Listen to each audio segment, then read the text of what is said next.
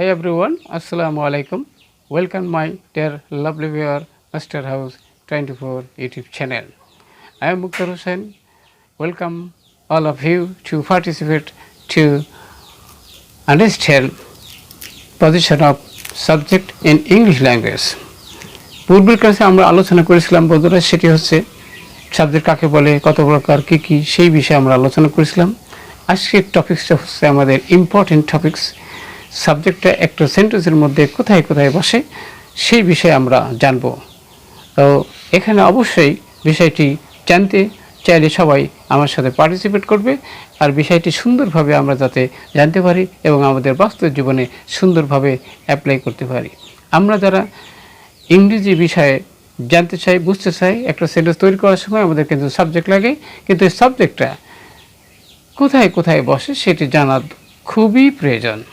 আর সেই বিষয়টি আজকে আমরা বিস্তারিত জানতে চলেছি, আর অবশ্যই তোমরা আমার সাথে অংশগ্রহণ করবে।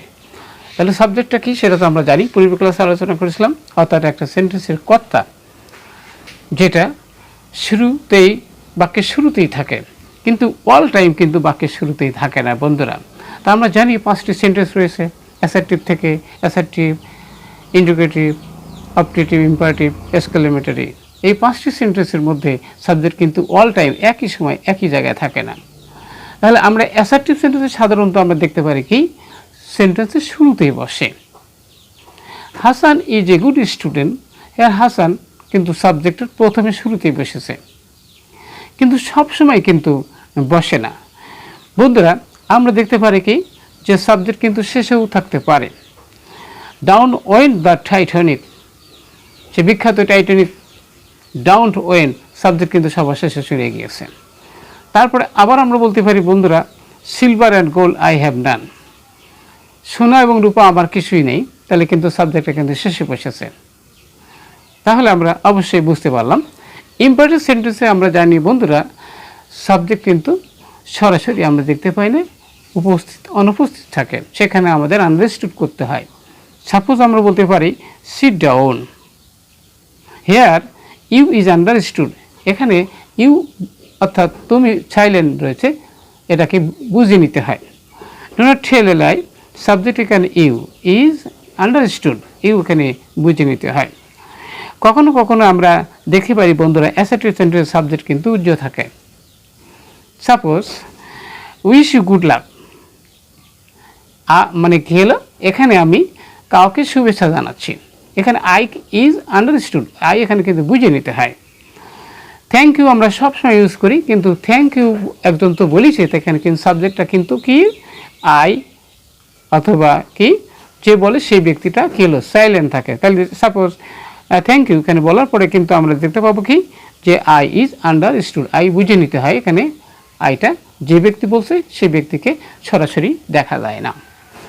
তারপরে আমরা জানি বন্ধুরা, ইন্টারোগেটিভ সেন্টেন্স তৈরি করার সময় আমরা কিন্তু সাবজেক্টটা কোথায় দেখতে পারি, সেখানে আমরা অক্সিলারি ভার্বের পরে দেখি। Is he writing a letter, তাহলে এখানে হি কিন্তু ইজ অক্সিলারি ভার্বের পরে বসেছে। তারপরে will you go to market, তুমি কি বাজারে যাবে, তাহলে এখানে উইলের পরে কিন্তু ই বসেছে সাবজেক্ট হিসাবে। নেক্সট আমরা বন্ধুরা দেখতে পাবো অপটেটিভ সেন্টেন্সে আমরা সাবজেক্টটা কোথায় দেখতে পারি, মেয়ের পরে দেখতে পারি। মে বি হ্যাপি, মেয়ের পরে বসেছে। আবার কিন্তু আমরা এভাবেও দেখতে পারি লিভ লং আওয়ার প্রেসিডেন্ট, এখানে কিন্তু শেষে বসেছে, প্রথমে অ্যাডভার্ব, তারপরে ভার্ব, তারপরে শেষে কিন্তু সাবজেক্ট বসেছে। তাহলে আশা করি অবশ্যই বন্ধুরা আজকে আমরা জানতে পারলাম একটা সেন্টেন্সের মধ্যে সাবজেক্টটা কোথায় কোথায় বসে। গতকালে আমরা আলোচনা থেকে আজকের আলোচনায় আমরা অবশ্যই জানতে পারলাম যে position of subject in a English grammar. আজকের ভিডিও যদি ভালো লাগে অবশ্যই লাইক এবং শেয়ার করবে, যারা নতুন রয়েছে অবশ্যই সাবস্ক্রাইব করবে, প্রতিদিন নোটিফিকেশন যাতে তোমার মোবাইল বা কম্পিউটারে অন হয়। আর যারা সাবস্ক্রাইব করছে তাদেরকে অসংখ্য ধন্যবাদ জানিয়ে এখানে শেষ করছি।